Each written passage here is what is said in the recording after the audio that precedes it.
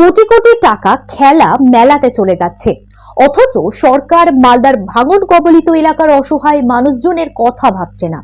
শনিবার মালদার মানিকচকের গঙ্গা ভাঙন কবলিত এলাকা পরিদর্শনে গিয়ে কার্যত এমনটাই অভিযোগ তুলে কেন্দ্র ও রাজ্য দুই সরকারের বিরুদ্ধে সুর চড়ালেন মানিকচকের প্রাক্তন কংগ্রেস বিধায়ক তথা জেলা কংগ্রেসের সভাপতি মোত্তাকিন আলম।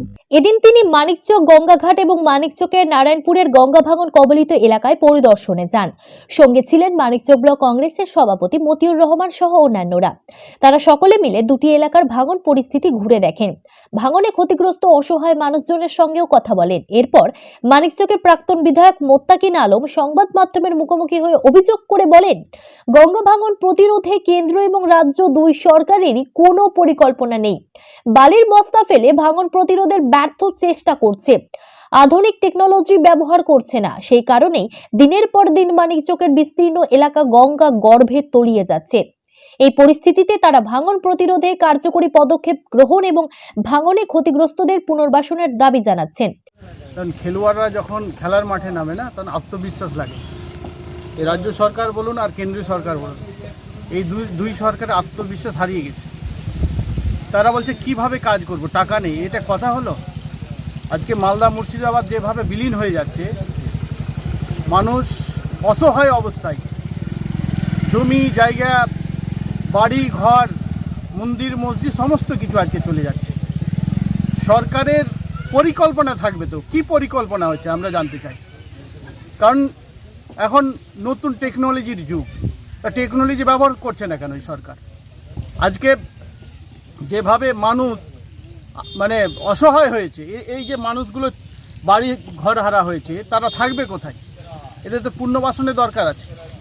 সরকার বলছে আমাদের টাকা নেই, তাহলে খেলা মেলা কেন চলছে ভাই? সেটাকে বন্ধ করা হোক। কোটি কোটি টাকা ওই খেলা মেলাতে চলে যাচ্ছে, আর সরকার এদের কথা একবারও ভাবছে না। এদের মালদা জেলা এবং মুর্শিদাবাদ কি পশ্চিমবঙ্গের বাইরে নাকি?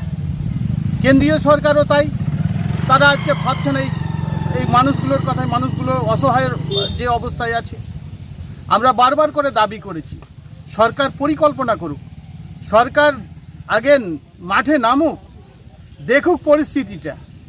আজকে সরকার যদি ঘুমিয়ে থাকে, তাহলে এই মালদা মুর্শিদাবাদ, বিশেষ করে মানিকচক বিধানসভা কেন্দ্র, এদিকে রতুয়া, এদিকে কালীচক 3, যেভাবে ভাঙন হচ্ছে প্রতিদিন, হাজার হাজার বিঘা সম্পত্তি আজকে গঙ্গার ভাঙনে চলে যাচ্ছে, বাড়িঘর চলে যাচ্ছে, মন্দির মসজিদ সমস্ত কিছু আজকে চলে যাচ্ছে।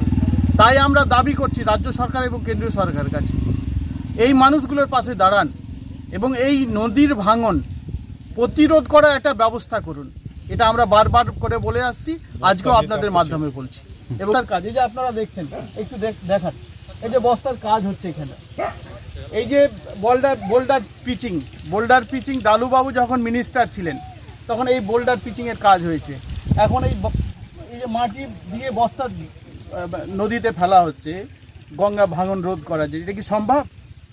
এটা এটা এই সব করলে হবে না। ফালতু এই টাকাগুলো মানে সরকার ব্যয় করছে, এই টাকাগুলো কোথায় যাচ্ছে আমরা তো বুঝতে পারছি। কিছু লোকের পকেটে যাচ্ছে, তারা লাভবান হচ্ছে। সাধারণ মানুষ আজকে অসহায় অবস্থা, সেই কথা ভাবছে না সরকার। আমরা দাবি করছি যখন কাজ করতে হবে তখন বোল্ডার পিচিংয়ের কাজ করতে হবে, এটা আমাদের দাবি। দেখুন, আমরা বাধা দিব না। এখন আমরা যদি আসি তো বলবে রাজনীতি হচ্ছে। আমি এলাকার মানুষকে বলবো যে আপনারা বাধা দিন, যে বস্তার কাজ করতে হবে না, বস্তা দিয়ে কোনো লাভ হবে না।